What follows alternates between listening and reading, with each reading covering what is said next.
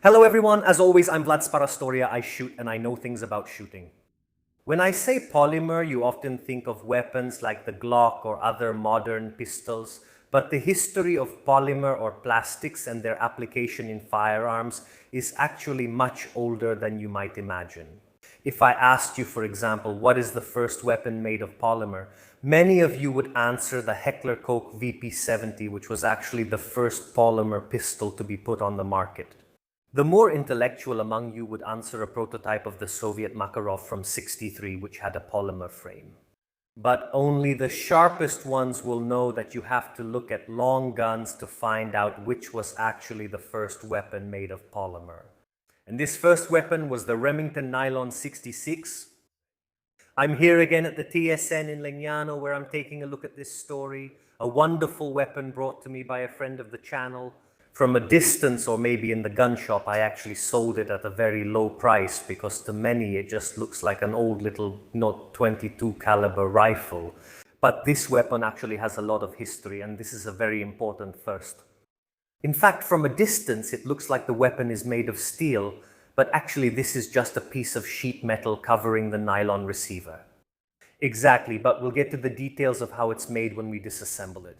Let's go in order though. Where did the idea of making a weapon out of polymer come from? How did it come about? And why was Remington actually in the perfect position to do this? Now, a brief historical introduction about plastic and weapons.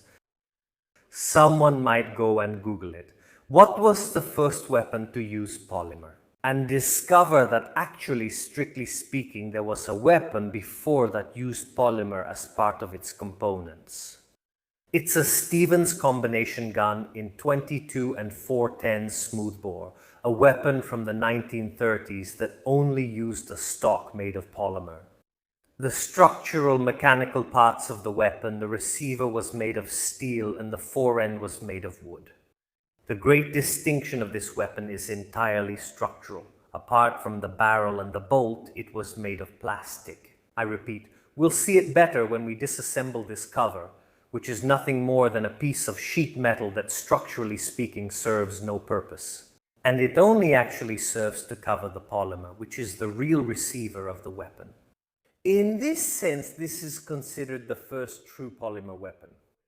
The use of plastic and polymer is just one of the many steps forward that the firearms manufacturing industry has made. During World War I, the use of traditional materials like wood and milled steel was obviously predominant. There were some advances made to simplify production, but the biggest steps in this direction would be taken during World War II. Simply put, if we take a weapon from World War I and one from World War II, in the latter we see a lot of sheet metal and a great deal of extreme simplification. Let's take, a submachine gun like the MP18 and see how sophisticated it is. Then let's look at the Sten, which was derived from the MP18, and we can see the extreme simplicity of its components. In the 1950s, Remington was looking for a way to make a .22 carbine that was as inexpensive as possible. It's clear that in the commercial world of competition, cutting costs helps a lot. Now, for the barrel, there's not much you can do. It has to be made of steel. There will be some experiments during those years, for example by Armalite, to make the barrels even lighter, but those experiments won't be successful. The bolt still has to be made of steel. Where can you really save? The expensive parts are the receiver and the stock furniture. Because steel, even sheet metal costs, and the wood, even the wood has to be treated in a certain way, and that costs too. By making all of this out of plastic, you can save a lot of money. And Remington is thinking about this because during the Great Depression in 1933, most of its shares were bought by DuPont. Now, for those who don't know, DuPont is a historic and gigantic chemical company. It was founded in 1802 by a French immigrant in the newly formed United States. And it's actually responsible for the development of many materials, especially plastics that we use today. They invented Teflon, they invented nylon, they invented Kevlar, as well as many other plastic materials that are still used today. Not just plastics, for example, they also invented Freon, the gas that is commonly used in air conditioners. They are a gigantic conglomerate that made 12 billion in revenue last year. You see what I mean? It's not a small company, but a historic, very old American company, a pioneer in these technologies. Since Remington is actually owned by DuPont, the Remington engineers asked the parent company to help them with this development. Now, since the 1930s, DuPont had already been developing new materials in its chemical research laboratory. Many of these, like Teflon, nylon, and so on, would come out of this project that started in the 1930s. In particular, a polyamide 6 was very promising. They continued the development of this molecule, which was later called nylon 66. That 66 is not the year. But it refers to the name of the substance, to the name of the chemical substance.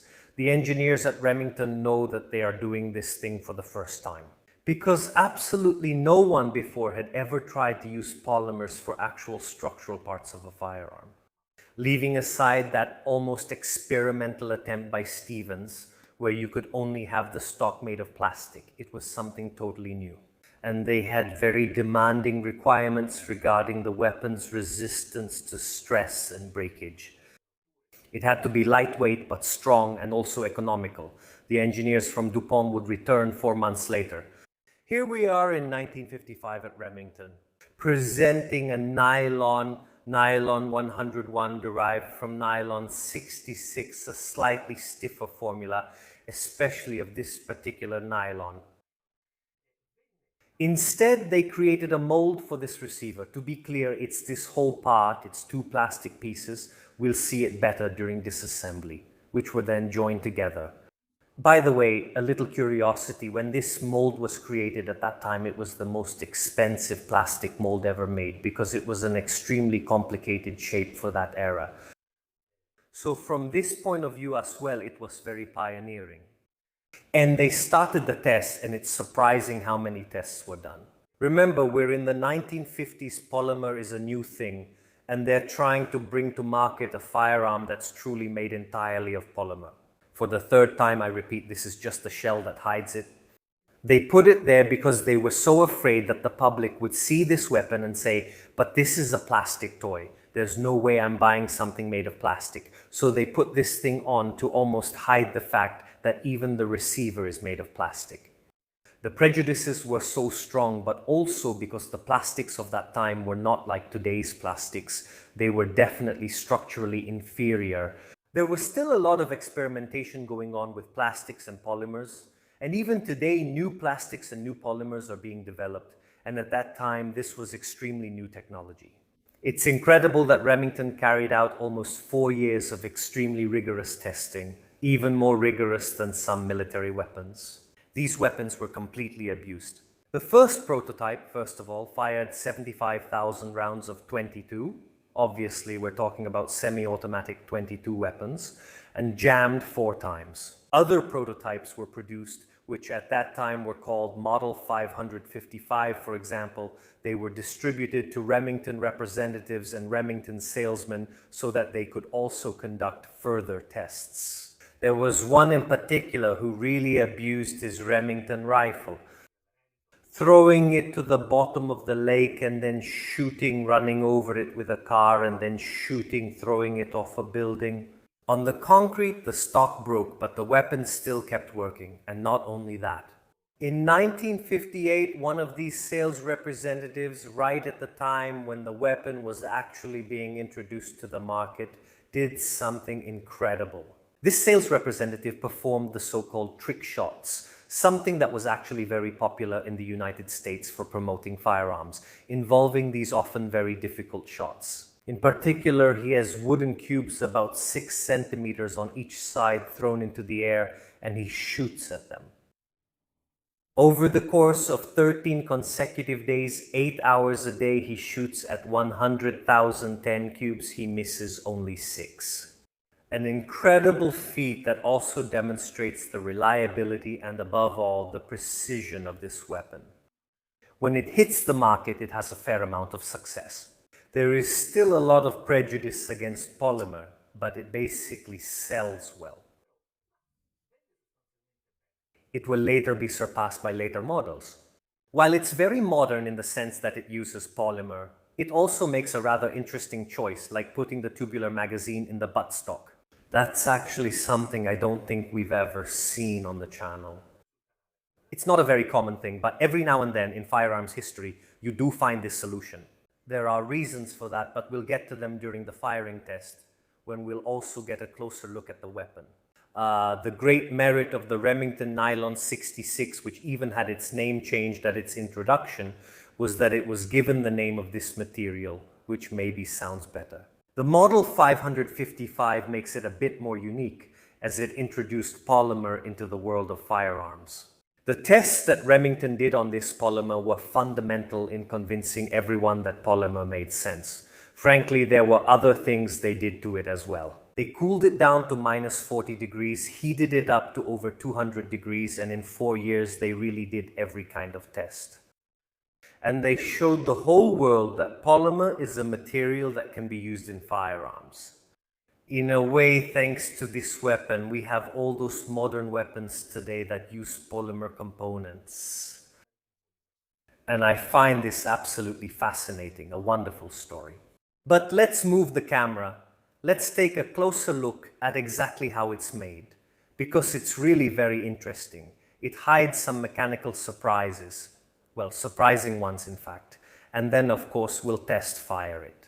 And here we are taking a close look at this wonderful Remington Nylon 66. Let's first take a look at how it works, as we usually do.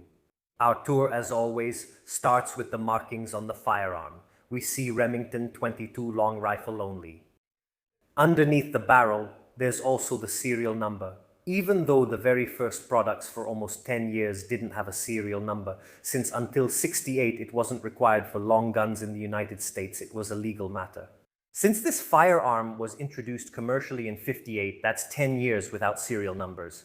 Let's take a look at the sights. At the front, the firearm has this very long, very tall, very visible shark fin. By the way, going back, we have the beginning of our polymer receiver, which is actually a gigantic single piece. All this polymer is actually two pieces that have been glued together in the center. You can also see here where this part is. These two parts have been joined together, glued together. So they're two pieces, two molded pieces joined together. Then we have a rear sight that, as you can see, is adjustable for height using this Phillips screw. Also, as you can see here with this other screw, the rear sight is also adjustable for windage. These are surprisingly light weapons. Surprisingly very, very accurate. Then we have quite obviously the bolt handle. As you can see, it can be moved because we are dealing with a semi-automatic carbine. In fact, this is a self-loading weapon with a very simple blowback operation. Obviously, then we have our trigger, and here on the back, the safety. The stock, which is still the same piece of polymer, ends here and on the back. We'll see it a bit better during the live fire test. We have the magazine. This part here is, let's say, the magazine itself with its spring, as you can see. This in particular is the elevator, as you can see. And simply, as you load the weapon, we will see it better. The ammunition is inserted here in the tube. Be careful when putting the elevator in, and you can lock it in place. This technical solution of putting the magazine in the stock is actually quite unusual, and some may find it controversial.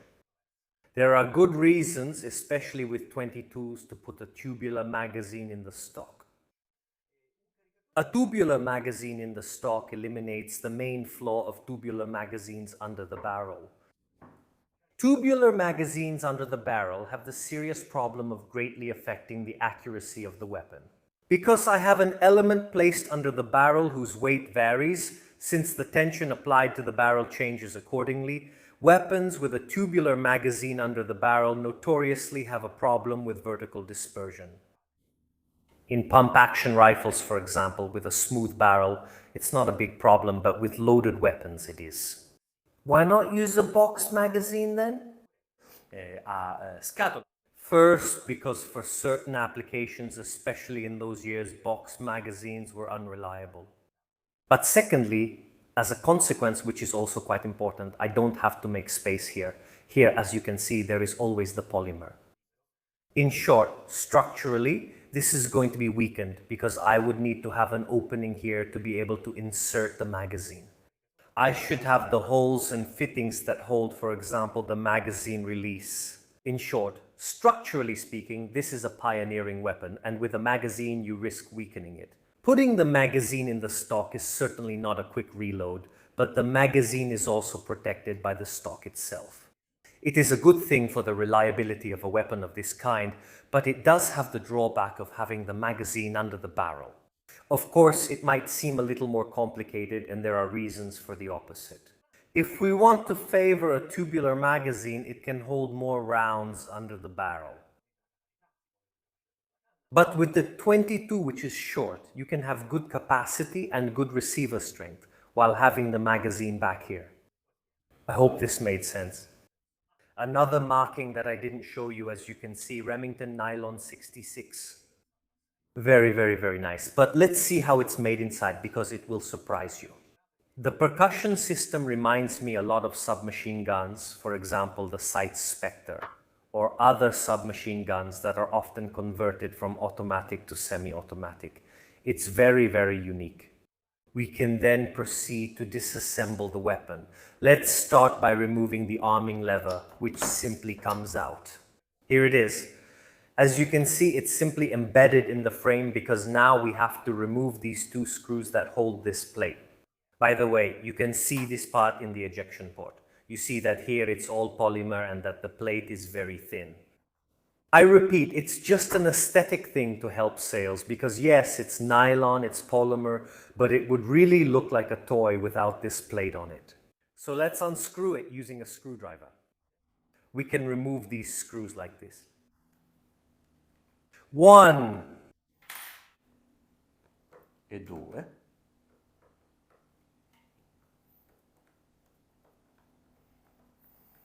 It is.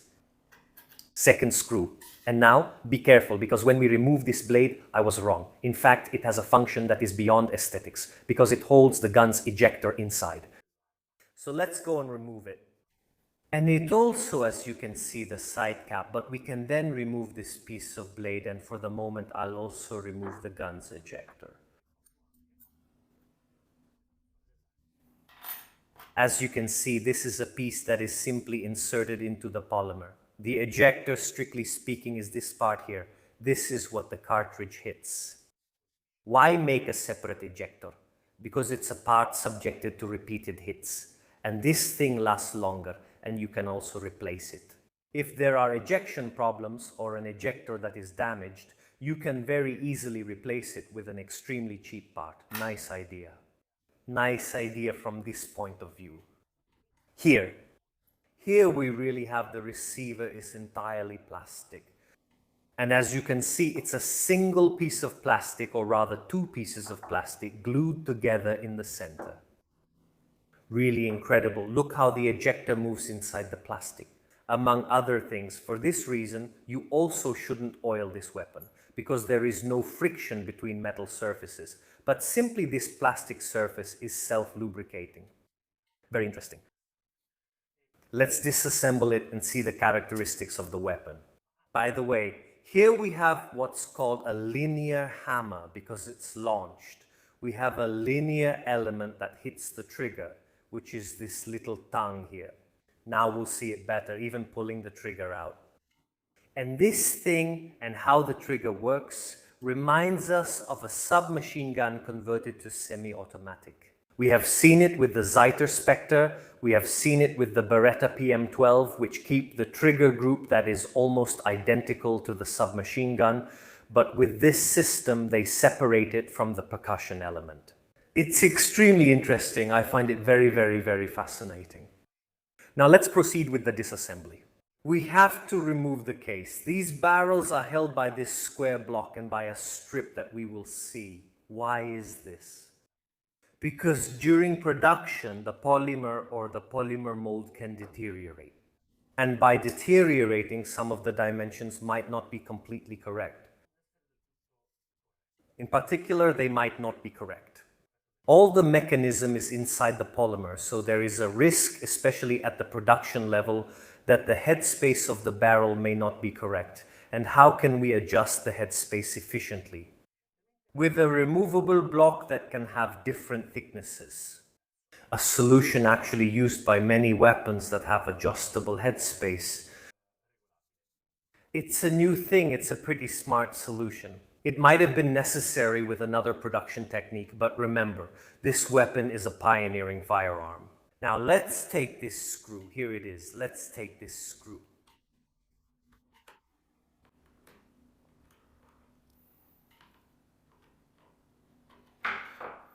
Perfetto. Okay, this screw, we have this little block that holds the barrel.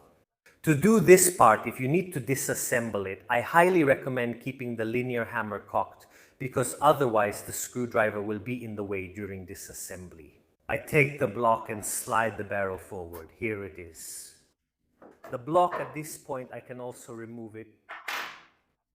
We have this piece inside here as a spacer for headspace, as we have just said, and the whole barrel. A very simple piece, as you can see, is removed from the front. This point, we can remove our bolt.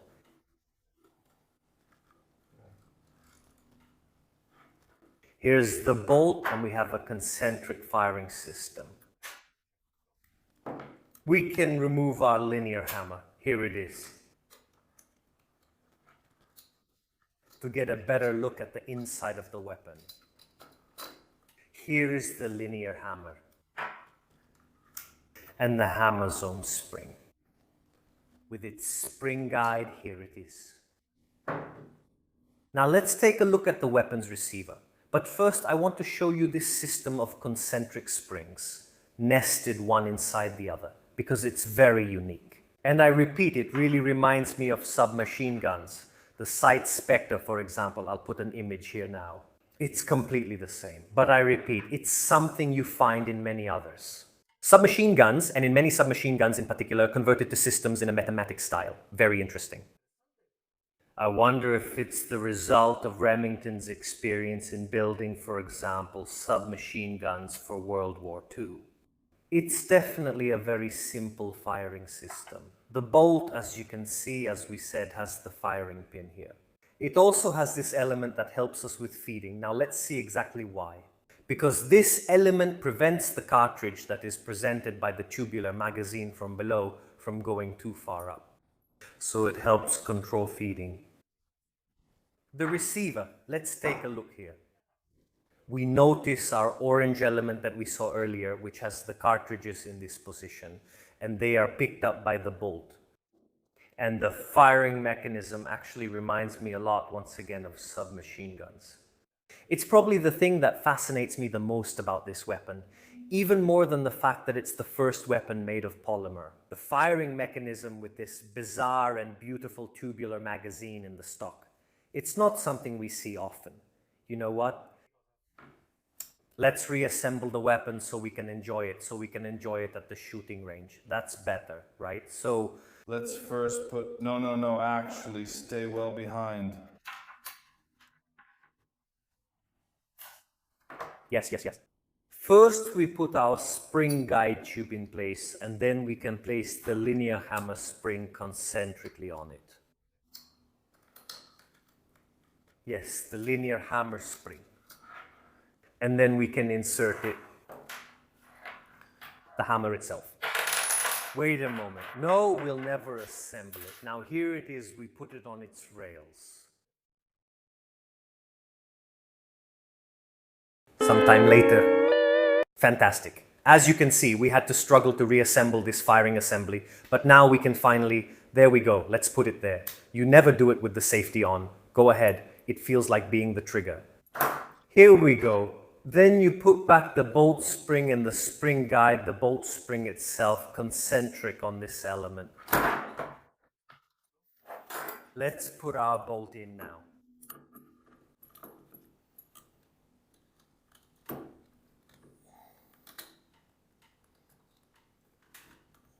here it is, almost. Let's go take a look. Okay, here it is. Here it is. Here. And in this way now, let's put on a charging handle so the bolt doesn't go too far forward and we can finally put our barrel back in.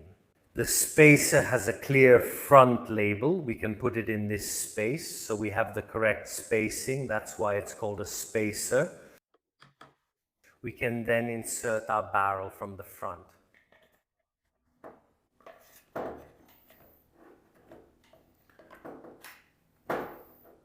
Let's lift up this block.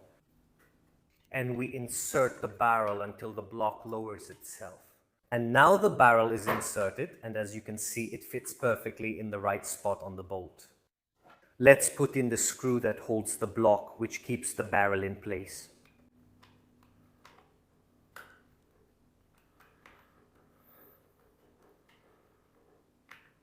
Okay, and as you can see here, the cartridge that comes out of the magazine might jump up too much, but luckily we have this part that helps keep it from jumping up and make sure it feeds correctly into the barrel. Anyway, to reassemble the dust cover, we put in the weapons ejector. Here it is.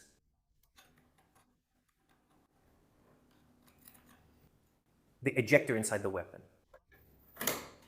We put the dust cover back on, here it is, and we can close it with the 2 screws.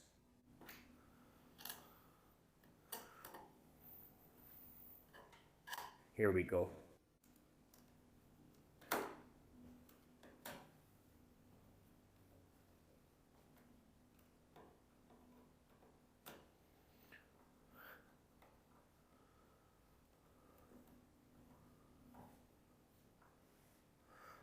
Very well, and putting the charging handle back on. Now that it's armed, we can go do a nice live fire test. And here we are at the shooting range, finally testing this wonderful Remington Nylon 66. As we've seen, we have a somewhat unique loading system because we have to pull the tubular magazine out of the stock. Here it is, and then load the rounds.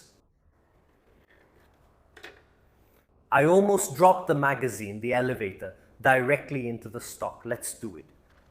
Of course, we have our .22 set. And you can even fit 14 in there. So that's not bad capacity for the gun. Let's load it up fully so we can also see how it cycles with a full magazine. So, in.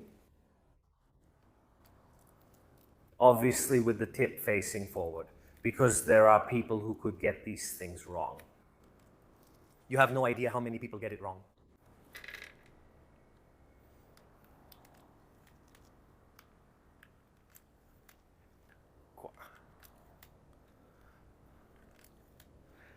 By the way, another thing that comes to mind is loading 14 rounds. Just think how big and bulky a 14-round magazine would be sticking out. A box magazine. This way it's much more protected at this capacity. Thank you. Let's put our elevator, our tube back in. We put tension on it. Now wait a second while I find the position to close it. Here it is. We've closed it. At this point, we can simply cock the gun.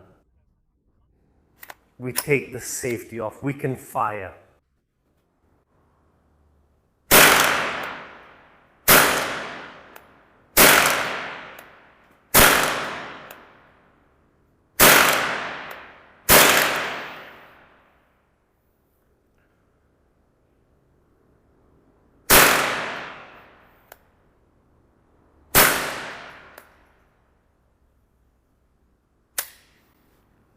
We've got a malfunction. We have a small one. Problem with the feed. Okay, the round was a bit crooked.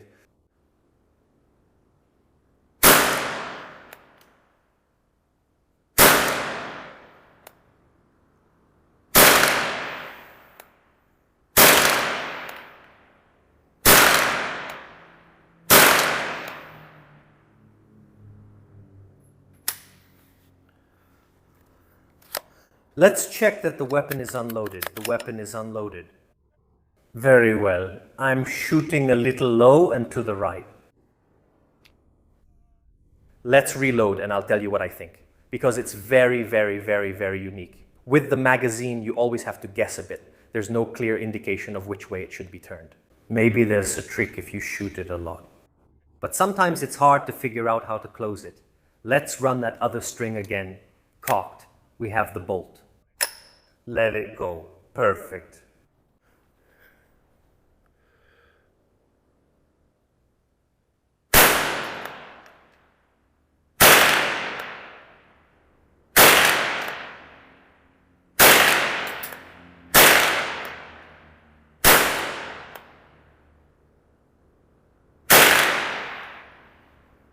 Always to Ivan. Always a bit low on the right.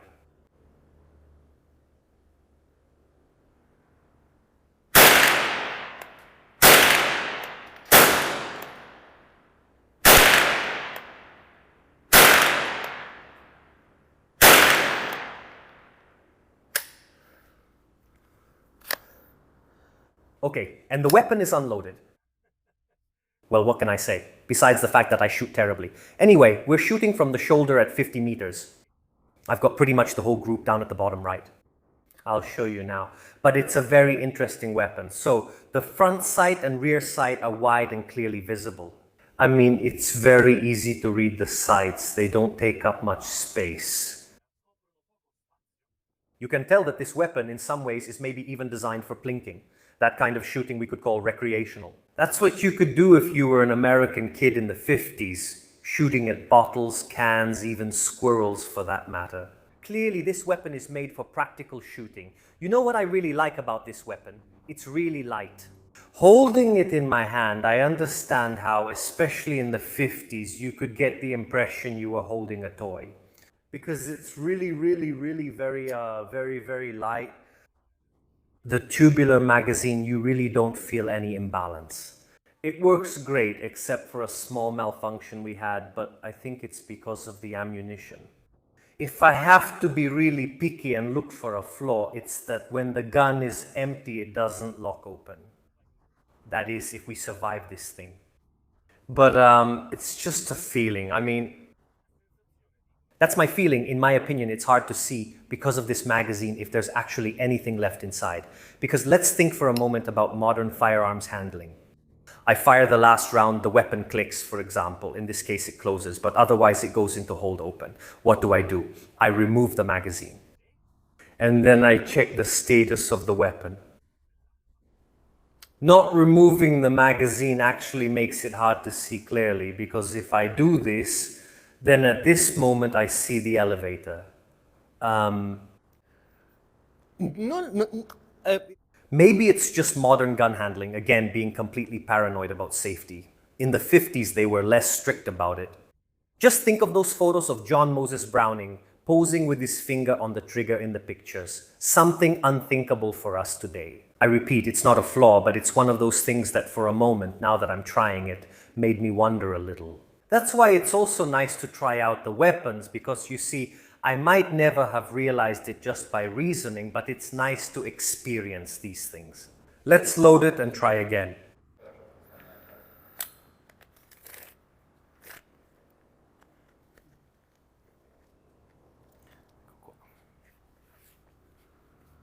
Now I'll show the action a bit closer, like this.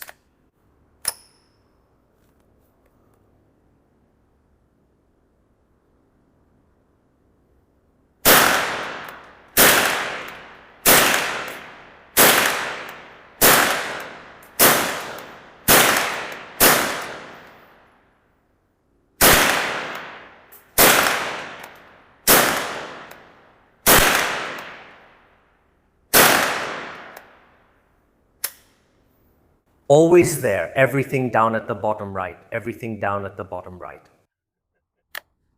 Path, probably yes, I don't know. Also because, as you can see, well, shooting actually fast, because I'm not exactly taking slow, carefully aimed shots, shooting fairly fast. At 50 meters shouldered, everything goes, everything, except for the flyer, which is random, but pretty much everything goes there.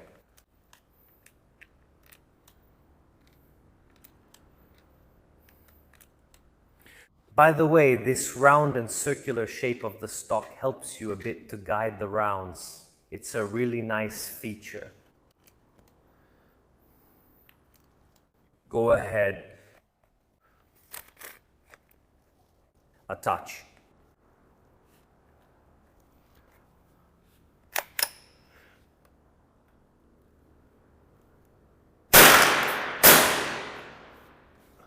Let's change. Nona? Okay.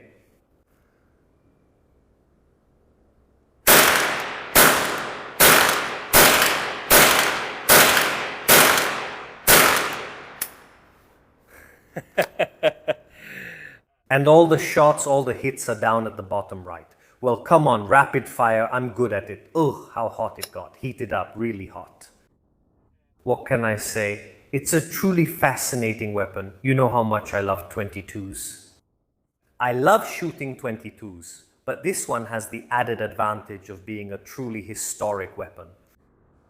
But even if it weren't historic, I mean, if this had just been any old little rifle, you know what I'd say? It's a really great weapon. You can find used ones in gun shops for not even 200 euros. So if you come across one, I assure you that you'll get yourself a 22 rifle that can give you great satisfaction and a lot of fun. Plus, you can give your friends at the shooting range a nice history lesson.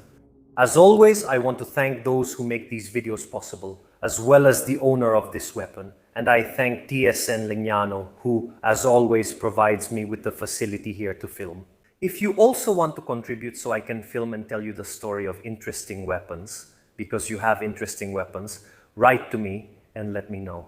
I'm finally back from vacation. If you're watching this video when it's published, I'm starting the recording season again, so I'm back at it. If you want to contribute, write to me. You can also support me on platforms like Patreon or thank you all. Support through platforms like Patreon or with memberships helps immensely. You can click the join button to access exclusive content, preview videos, and many other things. There are also, as always, Sun Vlav channel t-shirts, guaranteed to keep all your guns running properly and fix 80% of malfunctions.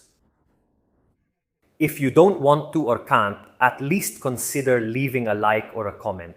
As always, YouTube has been heavily censoring these things lately.